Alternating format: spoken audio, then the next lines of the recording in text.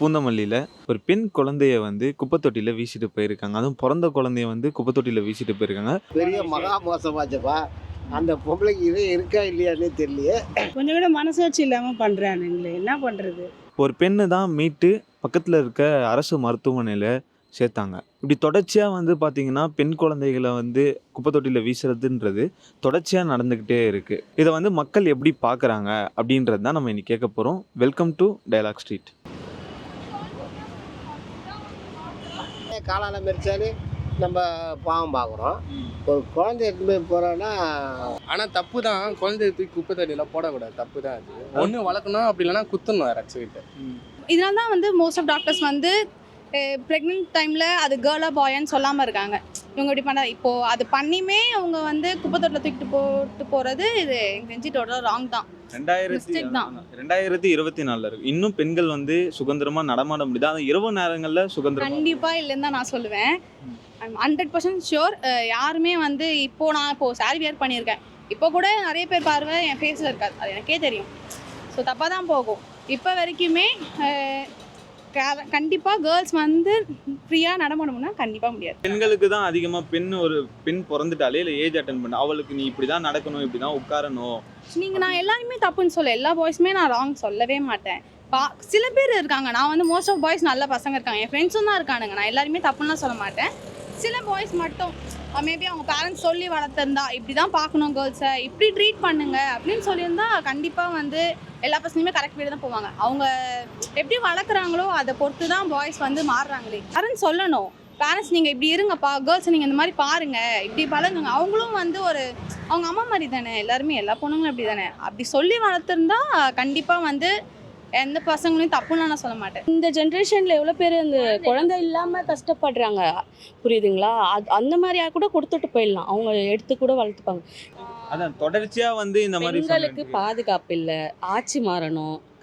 இன்னொன்று என்னன்னா தண்டனை வந்து ஸ்ட்ராங்காக இருக்கணும். இதுதான் இதில் பெண்களுக்கு பாதுகாப்பு இல்லைன்னா சொல்லக்கூடாது, அது தப்புடி. ஃபர்ஸ்ட் பெண்ணு ஒரு பொண்ணு இடம் கொடுக்காத ஜென்ஸ் யாரும் நுழைய முடியாது. அதுக்காக கிடையாது, குழந்தைங்களுக்கு சொல்றேன் நான். இப்போ உண்மையாவே வாசல்ல 5 வயசு குழந்தை, அது 6 இயர்ஸ் ஆகுது, நான் வாசல்ல நிக்க வைக்கவே பயப்படுவேன். அவங்க பார்வை அப்படி பாக்குறாங்க ஒரு குழந்தையவே. எவ்வளோ கஷ்டமாக இருந்தாலும் நம்ம உழைப்பால் வச்சு தான் குழந்தைய வளர்க்கணும், அடுத்தவங்ககிட்ட கொடுக்கக்கூடாது. தான் உசுரே போனாலும் பிள்ளைங்க தான் பெருசு. கரெக்டு தான். பெற்ற பிள்ளைங்களுக்காக தான் நம்ம வாழ்கிறோம்.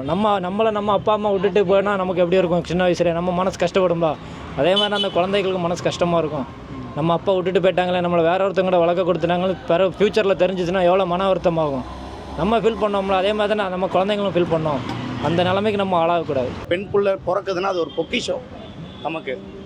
நம்ம வந்து எப்படின்னா காலம் பூரா பணக்காரனாக வாழ்கிறதுக்கு உண்டான ஒரு இதுதான் பெண் குழந்தை. பொக்கிஷம் மாதிரி, டைமண்ட் மாதிரி ஒரு பெண் குழந்தை. ஒரு பெண் பிறந்தாலே வந்து அவளுக்கான ஒரு செலவு, வரதட்சணை அப்படின்ட்டு பல செலவுகள் இருக்கு. அதை தொடர்ச்சியா வச்சு இப்படி பண்றாங்களா இல்லை வந்து இல்லை பெண் அதெல்லாம் ரீசன் இருக்காது தம்பி. இப்போலாம் அந்த வரதட்சணை அதெல்லாம் கிடையாது. சில பேர் என்ன பண்ணுறாங்கன்னா, இதை எடுத்து நம்மளால வளர்க்க முடியல, பொண்ணுக்கு அதிகமாக கல்யாணம் பண்ணணும், நகை சேர்க்கணும், அதுக்கோசரமே சில பேர் குப்பத்தொட்டில் போட்டு போயிடுறாங்க. அதான் இந்த வரதட்சணை கொடுமையால வந்து சின்ன வயசுலேயே வளர்க்க முடியாது, பொம்பளை பிள்ளை எப்படா வளர்த்து கதை சேர்க்கறது அப்படின்னு நிறைய பேர் இப்படி சின்ன வயசுலேயே குப்பத்தொட்டில் தூக்கி போட்டு போயிடுறாங்க. சில பேர் அப்படியே ஆஸ்பத்திரியிலே விட்டு போயிடுவாங்க, குப்பத்தொட்டில் போட்டு போயிடுவாங்க. ரயில்வே ஸ்டேஷனில், பஸ் ஸ்டாண்டில் நிறைய பக்கம் அது மாதிரி நடக்குதுங்க. தொடர்ச்சியாக என்ன தீர்வாக இருக்கும்னு நினைக்கிறீங்க? தீர்வால் என்ன நடக்கும்னா, அவங்க பெற்றோர் பேரண்ட்ஸை பொறுத்து தான் இருக்குது, அவங்க என்ன முடிவு எடுக்கிறாங்க அதை பொறுத்து தான் இருக்குது. இப்போல்லாம் பொம்பளை செய்யாத வேலையே கிடையாது. இவங்க எதுக்கு தொலைக்கிறாங்கன்றது அது அவங்க மனசாட்சி தான் தெரியும். அதெல்லாம் நினைச்சப்போ குழந்தைய பிறக்கக்கூடாது. ஆனா பெண்ணா நமக்கு தெரியாதுல பிறக்க போகிறது, அதை பற்றியும் நினைக்கக்கூடாது. வரதட்சணைக்காகலாம் பார்க்கக்கூடாது. பெற்றவங்களோட ஒவ்வொரு கடமை பெண் குழந்தைங்க வளர்க்குறது, அதை நல்லபடியாக வளர்த்து அவங்களுக்காகவே பாடுபடணும். அதுக்குன்னு குழந்தைங்களை தூக்கி போடுறது பெரிய தப்பு. தூக்கி போடுறவங்களும் டைரெக்டாகவே தூக்கிலே போடலாம். குழந்தைய போகிறவங்களை வந்து கடுமையாக தண்டிச்சா இதை மாதிரி போகிறது வந்து கம்மியாகும். இது மாதிரி பண்ண மாட்டாங்க, பயப்படுவாங்க. கண்டிப்பாக இதெல்லாம் இது பண்ண. எத்தனை வயசு குழந்தை? பிறந்த குழந்தைய, ஐயோ, பிறந்த குழந்தைய அப்படியே வந்து விட்டு போறதுன்றது வந்து தொடர்ச்சியா நடந்துட்டு இருக்கு. அதுவும் குறிப்பா வந்து பாத்தீங்கன்னா பெண் குழந்தைய வந்து அப்படி போறாங்க. எவ்வளோ பேர் குழந்தை இல்லை, யாருக்காச்சும் கொடுக்கலாம்ல. குழந்தை இல்லாதவங்க எவ்வளோ பேர் இருக்காங்க. கோயிலாக வரம் வாங்குறாங்க. கோயிலாக வரம் வாங்குறாங்க. எவ்வளோ பேர் குழந்தை இல்லாமல் எவ்வளோ செலவு பண்ணுறாங்க. யாருக்காச்சும் கொடுத்துட்டு கூட போகலாம். எதுக்கு இது மாதிரி ரோட்டில் அனாமத்தா போட்டு போகணும்? அதாம்மா, இது மாதிரி அனாமத்தா இப்படி போட தான் கூடாது. 2024 வந்துட்டு இன்னமும் வந்து பெண்கள் வந்து சுதந்திரமா நடக்கிறது, சுதந்திரம் நடபாடுறதுன்றது இருக்கா? இல்லையே. எங்கே இருக்குது? ஃபஸ்ட்டை விட இப்போ ரொம்ப மோசமாகிட்டு தான் ஆகிட்டு போயிட்டு இருக்குது. ஃபஸ்ட்டுன்னா பெண்களுக்கு பாதுகாப்பு இல்லை, இப்போ குழந்தைங்களுக்கு கூட பாதுகாப்பு இல்லை. ஒரு குழந்தைய வெளியில் விட்டுட்டு நம்ம வந்துட்டு ஃபஸ்ட்டு விளையாடிட்டு இருப்பாங்க, சரி நம்ம சொந்தக்காரங்களாம் இருக்காங்க அப்படின்ற ஒரு இதில் இருக்கும். இப்போ வந்து அப்படி இல்லையே, குழந்தையெல்லாம் பாதுகாப்பாக பார்த்துக்கிறதா இருக்குது. பக்கத்தில் இருந்துட்டு குழந்தைய விட்டு போகிறதில்ல, எங்கே போனாலும் நம்ம கையிலே வச்சுட்டு இருந்தால் தான் குழந்தைங்களுக்கு சேஃபு. தனியாக விட்டேன்னா குழந்தைங்களுக்கு சேஃபே இல்லை. அதை மாதிரி போயிட்டுருக்கு. இன்னும் காலகட்டம் மோசமாக தான் போயிட்டுருக்கு. அப்போ இருக்கிற சுச்சுவேஷனில் சாகடிச்சாங்க, இப்போ இருக்கிற சுச்சுவேஷனில் பாடாக்குறாங்க பசங்களை. பெண் பிறந்தா மட்டுமே வந்து அவளுக்கான விதிமுறைகள்ன்றது வந்து போடப்படுது. அவள் வயசுக்கு வந்துட்டாலோ இல்லை அவள் திருமண ஸ்டேஜுக்கு போயிட்டாலோ அவளுக்கான ஒரு விதிமுறை அப்படின்றது போடப்படுது. இந்த ஜென்ரேஷன்லேயும் அந்த மாதிரிலாம் பண்ணிட்டு இருக்காங்களா? அதுதான் சொல்கிறேனே, கொஞ்சம் மெச்சூராக திங்க் பண்ணுறவங்க யோசித்து பண்ணுறாங்க. கொஞ்சம் மெச்சூரிட்டி இல்லாதவங்க இன்னும் அந்த அந்த இதில் இருக்கவங்க, பழைய காலத்தில் இருக்கவங்க இன்னும் அதை பண்ணிட்டு தான் இருக்கிறாங்க.